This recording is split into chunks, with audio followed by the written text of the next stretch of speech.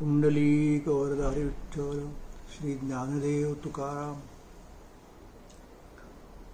अर्भकाचे साठी अर्भकाचे साठी पंते हाती धरिली पाटी. पंते हाती धरिली पाटी.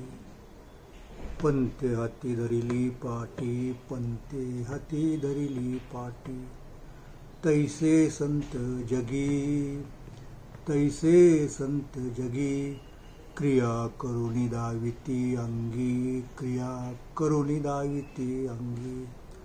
बाळकाचे चाली बाळकाचे चाली माता जाणून पाऊल घाली. माता जाणून पाऊल घाली. माता जाणून पाऊल घाली. माता जाणून पाऊल घाली. तैसे संत जगी तैसे संत जगी क्रिया करुणी दाविती अंगी. क्रिया करुणी दाविती अंगी. तुका म्हणे नाव तुका म्हणे नाव जनासाठी उदकी ठाव. जनासाठी उदकी ठाव. जनासाठी उदकी ठाव. जनासाठी उदकी ठाव.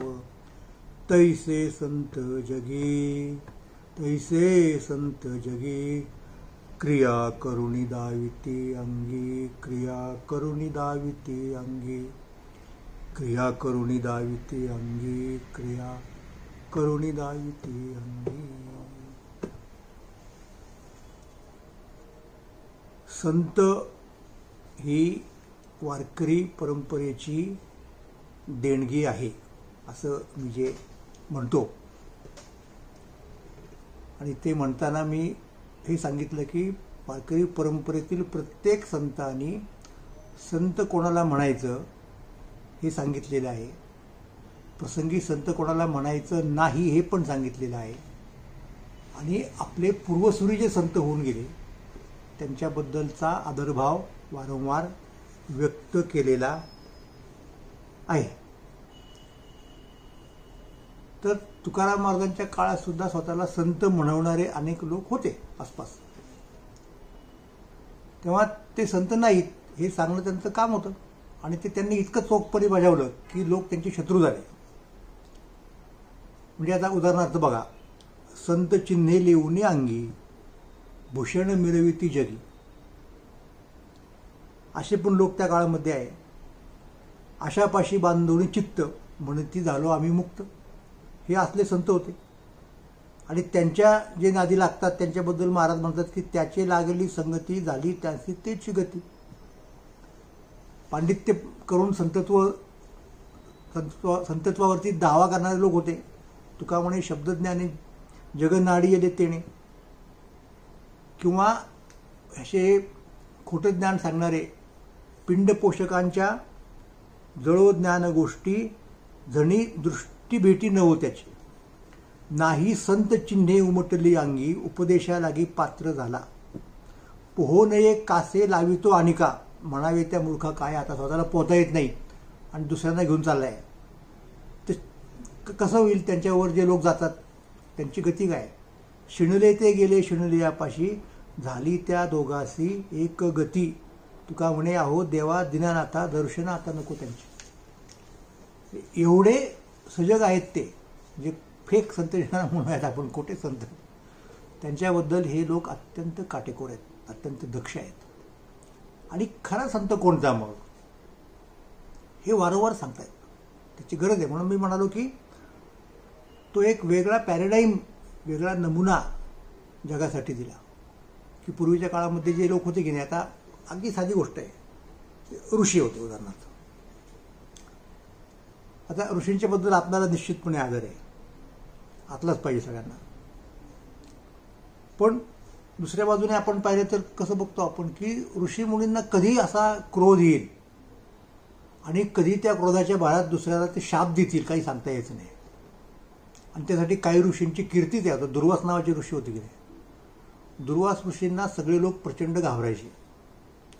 का हे समजा आपल्याकडे आले आणि त्यांच्या आतिथ्यामध्ये खातिरदारीमध्ये जर काही कमतरता झाली आपल्याकडनं तर ते चिडून काय शाप देतील सांगता यायचे नाही. मग ते अशा वेळेला पांडवांची परीक्षा घ्यायला त्यांना एकदा दुर्योधनाने पाठवलं होतं. काय करणार सांगा. नाही त्यांचं ऐकलं तर ते शाप देणार. तर आपल्या तपसामर्थ्याचा असा उपयोग करायची ही मंडळी. तर मी नेहमी विचारतो प्रश्न की संतांची चरित्र आपण एवढी बघतो ज्ञानोबा यांच्यापासून ते निरोबा यांच्यापर्यंत, एका तरी संतांनी कुणाला शाप दिलेला आहे असं ऐकलं का? समजा मध्यंतरी कीर्तनात एक कीर्तना म्हणजे निरूपणात अर्थात मी उदाहरण सांगितलं एकनाथ महाराजांचं, तो यवन थुंकला. तर नाथांच्या ऐवजी समजा दुर्वास ऋषी असते तर त्यांनी काय केलं असतं, त्यांनी शाप देऊन त्याला एका झटक्यात भस्मसात केलं असतं. तर संतांचं तसं नाही. संत हे जगावरती कायम मायेची पाखर घालणारे, जगाचे अपराध पोटात घालणारे, साई अपराध जनांचा, असं ज्ञानेश्वर महाराजांना उद्देशून ताटीच्या अभंगात मुक्ताबाई म्हणतात की जगाचा अपराध पोटात घालणारे असे संत होते. तर या संतांचं वर्णन करताना तुकाराम महाराज, स्वतः ज्ञानेश्वर महाराज, सगळ्या संतांना असं जणू काही भरतं येतं आणि सतत इतकं भरभरून बोलतात आणि कितीही बोललं तरी त्यांना ते कमी वाटतं. काय वाणू आता न पुरे हे वाणी, मस्तक चरणी ठेवी तसे. तर शेवटी किती बोलू किती नको बोलू आणि कितीही बोललं तरी शेवटी ते अपुरं पडतंय असं वाटतं. इतका संतांचा महिमा आहे आणि म्हणून मस्तक चरणी ठेवी तसे. पायी संतांचे मस्तक असो जोडून हस्तक. काय केलं संतांनी, किती अभंग तुम्हाला सांगायचे.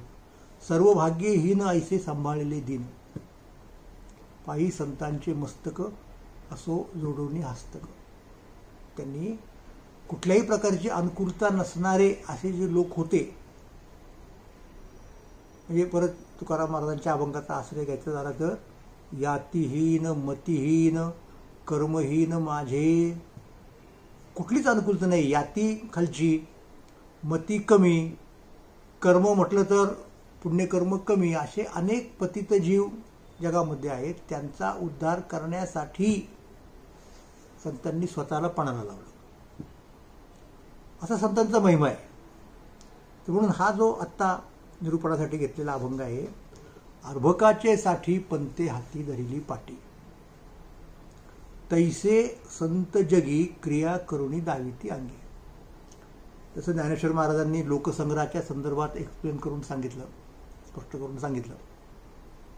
संतांचं कार्य काय आहे तेच तुकाराम महाराज वेगळ्या पद्धतीने सांगतायत.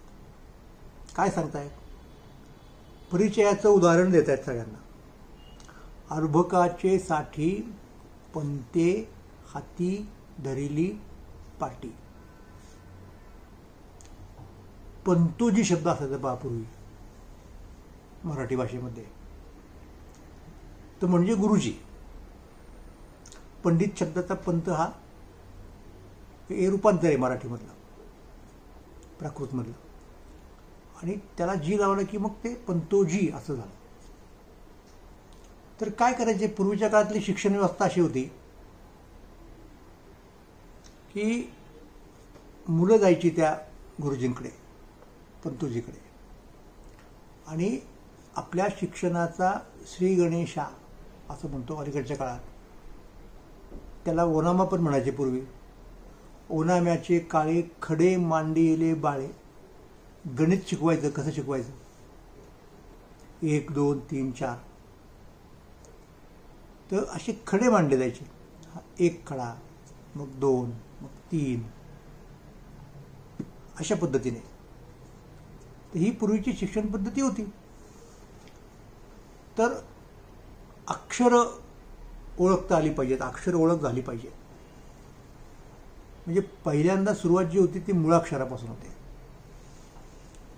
किती अक्षर, किती वर्ण मराठी म्हणजे देवनागरी लिपीमध्ये 52 म्हणतो आपण, त्यांचा परिचय झाला पाहिजे. कारण शेवटी कितीही आपल्या भाषेचा कितीही विस्तार झाला, आपल्या भाषेमध्ये कितीही प्रचंड प्रमाणात सारस्वत वाङ्मय जे काय म्हणतो ते निर्माण झालं, तरी जर ते मराठीमध्ये असेल तर ते 52 अक्षरांचाच विस्तार आहे. इंग्रजीमध्ये असेल तर तो 26 अक्षरांचा विस्तार आहे. लिपीमध्ये तेवढे अक्षर असतात ना. म्हणजे अगदी तुम्हाला सांगतो, दुसरं उदाहरण घ्या, संगीताचं उदाहरण आहे. स्वर किती? लोक म्हणतात 7. अधिक काटेकोरपणे पाहायला गेलं तर लोक म्हणतील 22 श्रुती आहेत, पण आपण तो मुद्दा बाजूला ठेवू. पण त्या 7 स्वरांमधून निर्माण होणारे राग किती आहेत? कॉम्बिनेशन, परम्युटेशन करत करत आपल्याला कितीतरी असे राग मिळतात. संपूर्ण म्हणतो आपण त्याला, शॅडो म्हणतो, आवडव म्हणतो, मग त्याच्यात परत कॉम्बिनेशन परम्युटेशन करून संपूर्ण शॅडो, काय म्हणतात त्याला, आवडव वगैरे वगैरे वगैरे. म्हणजे कितीतरी असे आपल्याला राग निष्पन्न होतात त्या 7 स्वरांमधनं. तसं ही अक्षरं जरी 52 असली तरी त्यातनं पुढं आपण संपूर्ण एक सृष्टी निर्माण करू शकतो. एक एक ग्रंथ म्हणजे एक एक सृष्टी असते, लक्षात घ्या. एक एक कृती लेखकाची एक सृष्टी असते, प्रतिसृष्टी असते. पण या सगळ्या प्रतिसृष्टीचं मटेरियल काय आहे, मूलद्रव्य काय आहे, तर ते म्हणजे ही अक्षरं. त्या भाषेमध्ये, ती भाषा ज्या लिपीतून आविष्कृत होते, आणि आपली भाषा भाग्यवान आहे, कारण आपल्याला लिपी आहे स्वतंत्रपणे. अशा काही भाषा आहेत की ज्यांना लिपी नाही स्वतःची, मग दुसऱ्या लिपीतून त्यांना लिहावं लागतं. आपल्या भाषेला खूप चांगली लिपी आहे, आपण तिला देवनागरी म्हणतो, नागरी म्हणतो. तर ही लिपी लहान मूल जेव्हा शिकतं, लहान मूल भाषा हे घरीच शिकतं, लक्षात घ्या. आपल्या घरातले लोक, आई, वडील, भाऊ, मग शेजारी पाजारी बोलत असतात आणि ते मूल बरोबर अनुकरण करून ते आत्मसात करतं. आणि ही जी फॅकल्टी आहे भाषेची, बोलण्याची, ती माणसाला सगळ्यांना साधारण आहे. प्रत्येक माणसाने, ते मनुष्य जातीचं वैशिष्ट्य आहे. प्राण्यांना भाषा विकसित करता आली नाही. त्यासाठी जी रचना लागते, फिजिओलॉजिकल रचना त्याला म्हणतो आपण, शरीरशास्त्रीय विशिष्ट प्रकारे कंठ. आता म्हणजे माणसाला जीभ दिली, ती काही बोलण्यासाठी दिली असं नसावं कदाचित, असं तुम्हाला उत्क्रांतीवाले लोक सांगतील, दात वगैरे वगैरे. पण त्याच्यातनं, आणि विशेष म्हणजे तो कंठ त्याला म्हणतो आपण, स्वरयंत्र, त्यातनं एक एक स्वर माणूस काढायला लागला आणि त्याच्यातनं भाषा निर्माण झाली. चमत्कार आहे, माणसाने तयार केलेला हा, घडवलेला हा चमत्कार आहे. म्हणजे भाषेची निर्मिती केली, जी सगळ्यांना सारखी आहे. त्याच्यामुळं भाषा म्हणजे बोलण्याची शक्ती, भाषा निर्माण करण्याची शक्ती, ती माणसाची मूलभूत एक शक्ती आहे, असं त्या चॉम्स्की नावाच्या प्रसिद्ध भाषाशास्त्रज्ञानं सांगितलेलं आहे. त्यामुळे सगळ्या भाषांचं व्याकरण अंतिमतः त्याचं मूळ स्ट्रक्चर जे आहे ते एकच आहे, असं तो सांगतो.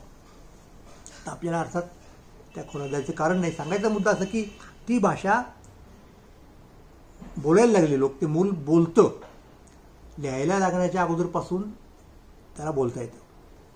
आणि मग ते बोललेलं जे असतं ते लिहायचं कसं हे शिकण्यासाठी त्याला शाळेत जावं लागतं.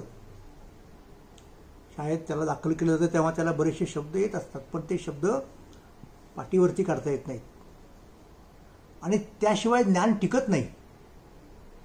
मौखिक परंपरेनं टिकलेलं ज्ञान असं वेदांच्या सारखं फार थोडं आहे जगाच्या पाठीवरती. सगळ्या गोष्टी अशा माणसाने लिपीचा शोध लावला, मग त्याच्यापुढे माणसाने कागदाचा शोध लावला, मग अधिक मुबलक प्रमाणावरती उपलब्ध करून देणं शक्य झालं हस्तलिखित. त्याच्यानंतर छापखानाचा शोध लागला, अधिक सोपं झालं मुद्रणकला. आणि अलीकडच्या काळात तर आपण बघतो की आपल्याकडं जे काही असतात, म्हणजे प्रत्येकाच्या घरी, प्रत्येकाच्या हातामध्ये तो छापखाना असतो असं आपण म्हणू शकतो. डाउनलोड करतो आपण पुस्तकं. पण ह्या सगळ्याचा मुळातला प्रारंभबिंदू कोणता आहे, तर तो म्हणजे त्या लिपीचं शिक्षण, ती अक्षर ओळख. आणि ती कोण करून देतं, तर पंतोजी. आणि ती कशी करून देतो, तर मूल शाळेत जातं, शाळेत गेल्यानंतर एक काल परवापर्यंत तरी निश्चितपणे आणि अजूनही खेडेगावामध्ये आपण बघतो शहरात पाट्या असतात, त्या पाटीवरती लिहायचं असतं, पेन्सिल हातामध्ये घ्यायची असते आणि ते गुरुजी त्या मुलाला एक एक अक्षर काढून देतात. मग अलकाना आ, ई, दुसरी दीर्घ ई, वगैरे वगैरे वगैरे. आणि मग त्या मुलाला जर सांगितलं की तू असंच काढ बरं, तर सुरुवातीला तो भलतंच काहीतरी काढतं, त्याला ते जमत नाही.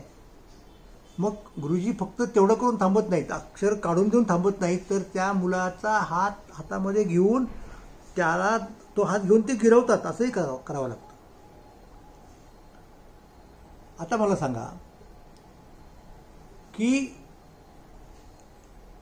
त्या गुरुजींनी पाटी पेन्सिल घेऊन लिहावं, इतके ते लहान आहेत का?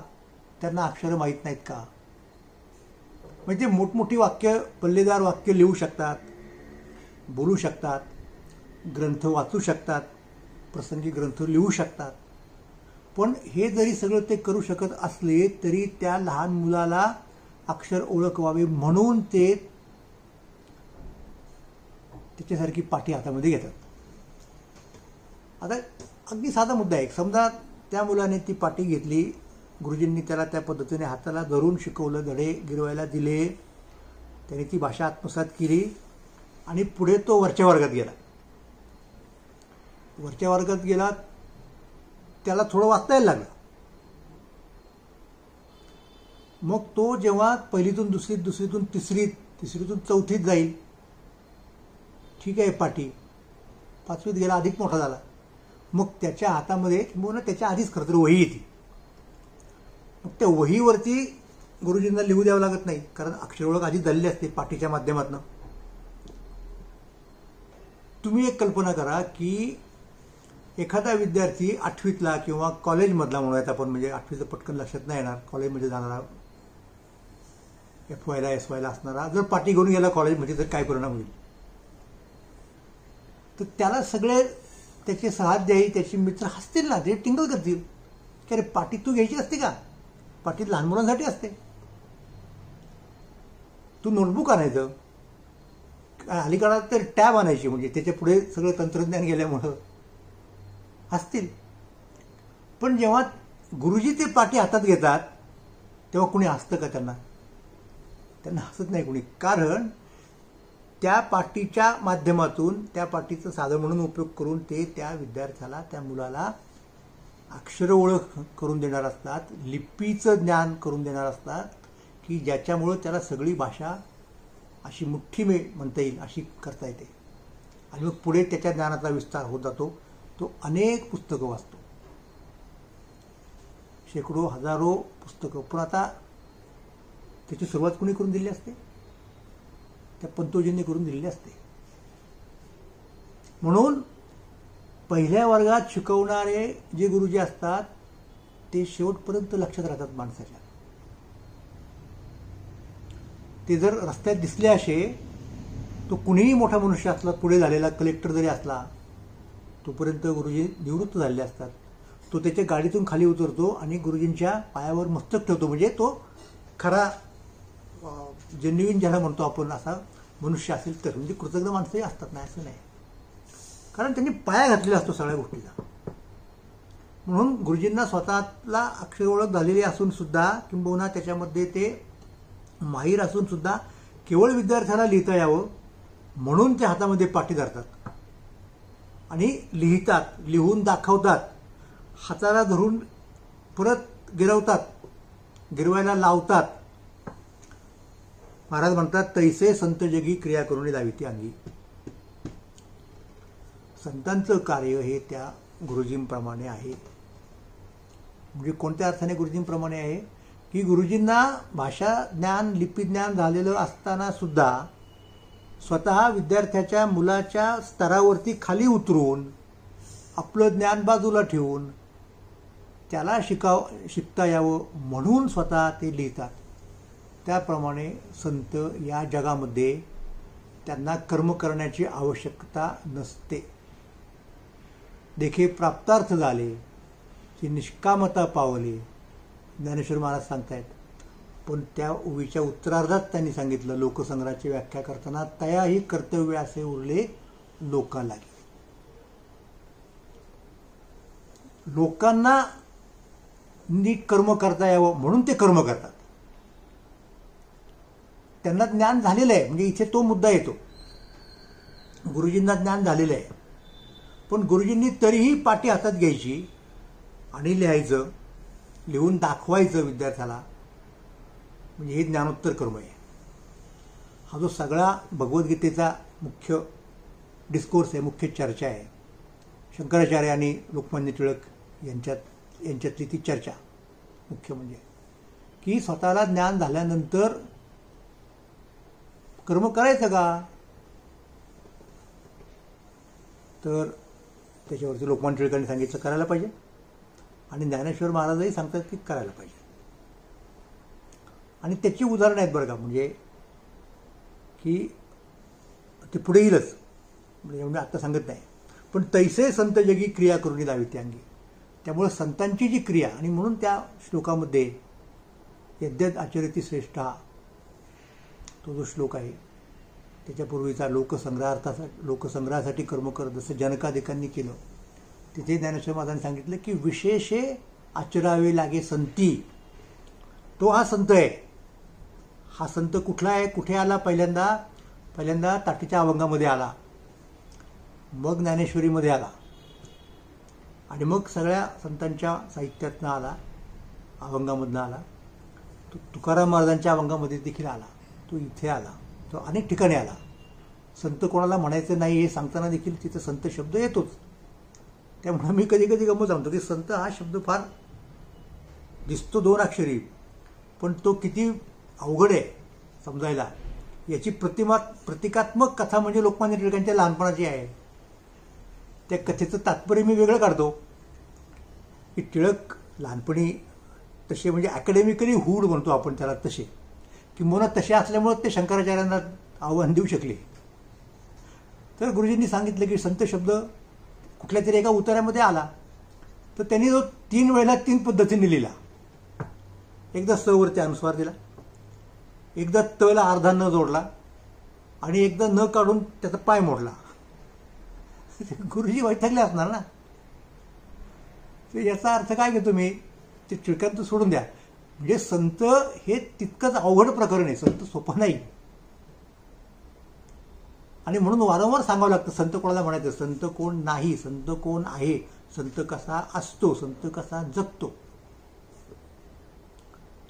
म्हणून तुकोबारा सांगतात की अर्भकाचे साठी पंते हाती धरली पाटी, तैसे संत जगी क्रिया करून दाविती अंगी. त्याप्रमाणे या संसारामध्ये जन्म घेण्याची संतांना काही गरज नसते, पण ते इथल्या लोकांना काय म्हणतात शीक लागणे त्यासाठी ते येतात, आणि त्यांना शिकवतात की कसं या ठिकाणी वागायचं, कसं वावरायचं, काय केलं म्हणजे आपल्याला गती मिळेल हे सांगण्यासाठी प्रत्यक्ष कर्म करतात. नुसतं परोपदेशे पांडित्यम हा संतांचा बाणा नव्हे, हे तुम्हाला अनेक अभंगाच्यातून दिसून येईल. तर तैसे संत जगी क्रिया करून द्यावी त्यांनी.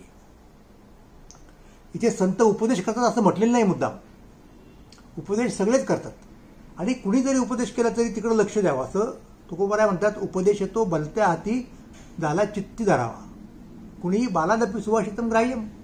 आपल्याला अडचण नाही काही, पण उपदेश खरा कोणाचा प्रभावी ठरतो, जर त्या प्रकारच्या उपदेशाला कृतीचं पाठबळ असेल.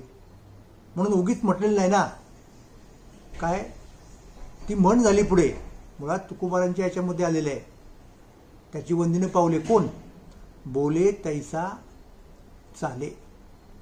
तो बोलतो एक प्रकारे आणि करतो दुसरंच, त्याच्याबद्दल लोकांना आदरभाव नसतो, त्याचं लोक ऐकत नाही. उपदेश चांगली गोष्ट आहे, लोक उपदेश पूर्वीच्या काळात करायचे, लोक आत्ता करत नाहीत. सुभाषितं म्हणतो आपण, ती घरातल्या भिंतीवरती पण लिहायची, तुळईवरती पण लिहायची, उपदेश असतो. त्याच्या पाठीमागं काय, त्या शब्दांचं सत्व काय आहे, ते जर संतांचे असतील तर त्याच्यामध्ये ते सत्व असतं, त्याच्यामध्ये ती एक शक्ती असते की लोकांनी ते ऐकावं आणि त्याप्रमाणे वागावं. पण संत तेवढ्याने थांबत नाहीत. संत तसं वागून दाखवतात. तैसे संत जगी क्रिया करुणी दाविती अंगी. तसं गुरुजी नुसतं विद्यार्थ्याला सांगत नाहीत, नुसतं फळ्यावरती लिहित नाहीत, तर त्याची पाटी घेऊन लिहून देतात तसं अक्षर आणि त्याला ते हातात हे गिरव, तुला गिरवता येत असेल तर मी तुझा हात धरतो आणि लिहितो. तसं संत करतात. तैसे संत जगी क्रिया करुणी दाविती अंगी हे संतांचं वेगळेपण आहे. आता कसं आहे की माणसं संशयी असतात. काही माणसं तर निव्वळ सिनिक असतात. मी त्याला तुच्छतावादी म्हणतो. कोणाचं चांगलं मान्य करायचंच नाही. त्यामुळं जेव्हा तुम्ही संतांचं कार्य सांगताना एक दृष्टांत दिला, त्यातनं काहीतरी उणीव निघू शकते, काहीतरी खोडी काढता येते. एखादा उद्या असं म्हणाला की काही नका सांगू, आम्हाला फुकट नाही शिकवित, पगार मिळतो, पेन्शन मिळतं, वेतन आयोग लागतो, तो लागू झाला नाही तर संपावर जातात, त्याच्यामुळे त्यांचा दृष्टांत आम्हाला नका सांगू, असं कोणी म्हणू शकेल ना. तर म्हणून त्यांच्यापेक्षा सुद्धा एक वेगळ्या प्रकारे वरती जाऊन एक दृष्टांत दिला पाहिजे संतांच्या संदर्भात. कारण संतांना कुठल्याही प्रकारचं वेतन नसतं, पेन्शन नसतं, इन्क्रिमेंट नसते, प्रॉव्हिडंट फंड नसतो, वगैरे वगैरे वगैरे. मग तेव्हा तुकोबाराय म्हणतात की आपण उदाहरण दुसरं देऊ ना. बाळकाची चाली माता जाणूनी पाऊल घाली. आईला चालता येतं निश्चितपणे, प्रसंग पडला तर ती धावू पण शकेल, तिच्या चालण्याची गती असते. पण ज्या वेळेला तिचं मूल, लहान मूल, ते पहिल्यांदा ते बसतं म्हणजे पालतं पडतं, मग बसतं, मग उभं राहतं, मधल्या काळात रांगतं आणि आता चालायला लागलं. पण त्याच्या चालण्याची गती कशी असते पाहा, बंद असते ना. आणि आईची गती कशी असते, आई मोठी असते, ती वेगाने जाऊ शकते. पण आपल्याबरोबर आपलं मूल आहे असं म्हटल्यानंतर ती त्या मुलाला जितक्या गतीनं जाता येईल तितक्याच गतीने चालते, स्वतःची गती कमी करते. कधी कधी त्या मुलाचा हात धरून त्याला चालवते. हे ठरवून करते, जाणीवपूर्वक करते, जाणूनही पावलं घाली, कारण त्याला चालता आलं पाहिजे. बाळकाची ये चाली माता जाणूनी पाऊल घाली, तैसे संत जगी क्रिया करून द्यावी त्यांनी. त्याप्रमाणे संत करतात. संतांना याच जन्मात मोक्ष मिळलं, मुक्ती मिळणं सहज शक्य असतं. पण ते मुक्त होत नाही. ते उलट म्हणतात की आणखी मागे बहुता जन्मी हेची करीता आलो आम्ही, भवतापश्रमी दुःखे पिडली निववू त्या. हे संतांचं वैशिष्ट्य आहे. म्हणून काही कारण नसताना बाकीच्या लोकांचं बघा ना. तुकाराम महाराजांचंच वचन आहे, मुनी मुक्त झाले बेणे गर्भवासा, आम्हा विष्णुदासा सुलभ होतो. आम्ही परत परत इथे जन्म घेऊ. म्हणजे दुसरी एक कल्पना संतांसारखी भगवान बुद्धांच्या तत्वज्ञानामध्ये आहे, बोधिसत्व. बोधिसत्व म्हणजे अशी व्यक्ती की जी बुद्ध होऊ शकते, म्हणजे तिला निर्वाण प्राप्ती होऊ शकते, ती मुक्तच आहे. पण ती हेतुपुरस्सर सांगते की नाही, जोपर्यंत जगातला शेवटचा मनुष्य दुःखमुक्त होत नाही, त्याला निर्वाण प्राप्तीचा अधिकार येत नाही, तोपर्यंत मी अशाच प्रकारे बोधिसत्व म्हणून परत परत अवतरणार. महायान बौद्धांमधली कल्पना आहे बोधिसत्वाची. तशी संतांची कल्पना ही तशी बोधिसत्वाला जवळ येणारी कल्पना आहे की लोकांच्यासाठी जन्म घ्यायचा, उपदेश करायचा आणि तो उपदेश आपल्या कृतीतून दाखवायचा. बाळकाची ये चाली माता जाणूनी पाऊलं घाली. आता परत मुद्दा आला की त्या आईच्या प्रेमावर सुद्धा आक्षेप घेता येतो कृतीवरती. तो काय घेता येतो की बरोबर आहे, पण ती आई जी असते ना, ती फक्त स्वतःच्याच मुलासाठी असं करते, बाकीच्यांच्या मुलांसाठी नाही करणार. बरोबर आहे ना. आपुलियाचा कळवळा अनिका बाळावरी नये. मग संत तसं करतात का? नाही, संत तर सगळ्यासाठी असतं. मग अशा वेळेला आईची उपमा सुद्धा संतांसाठी कमी आहे, म्हणून त्याच्याही पुढे गेलं पाहिजे. आणि मग तुकाराम महाराज म्हणतात की बाबा शिक्षक असतील, आई असेल, आणखीन कोणी असतील. आपण दुसरं उदाहरण घेऊ. आणि शेवटच्या चरणामध्ये तुका म्हणे, नाव जनासाठी उदकी ठाव, जनासाठी उदकी ठाव, जनासाठी उदकी ठाव, तैसे संत जगी क्रिया करुणी दाविती अंगी, क्रिया करुणी दाविती अंगी, क्रिया करुणी दाविती अंगी. नावेचं उदाहरण दिलं. नाव माणसांना या तीरावरून त्या तीरावर घेऊन जाते, नदी ओलांडते. नावेला काय गरज आहे? नाव स्वतः तरू शकते आणि तिला या तीरावरून त्या तीरावर जाण्याची आवश्यकता पण नसते, पाण्यात राहण्याची आवश्यकताही नसते भिजत 24 तास. पण लोकांनी इकडून तिकडे जावं म्हणून नाव स्वतःला पाण्यात घालून घेते. तुका म्हणे, नाव जनासाठी उदकी ठाव, स्वतःसाठी नव्हे, लोकांच्यासाठी ती पाण्यात राहते.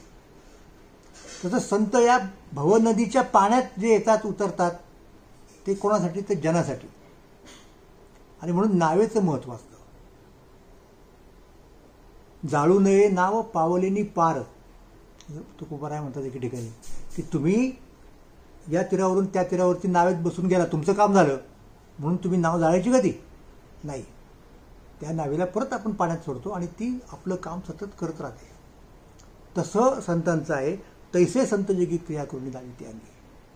म्हणून ज्याला ज्ञानेश्वर महाराज लोकसंग्रह म्हणतात, जे भगवद्गीतेचं तत्वज्ञान आहे, ज्याच्यावरती लोकमान्य टिळकांनी विशेष भर दिला, त्याचाच उच्चार तुकाराम महाराज हे वेगळ्या पद्धतीने या अभंगातून करतायत. आणि कसं वागलं पाहिजे, कसं वागतात संत, हे आपल्याला सांगतायत. आणि तोच आपला आदर्श आहे. पुंडलिक वरदा हरी विठ्ठल, श्री ज्ञानदेव तुकाराम.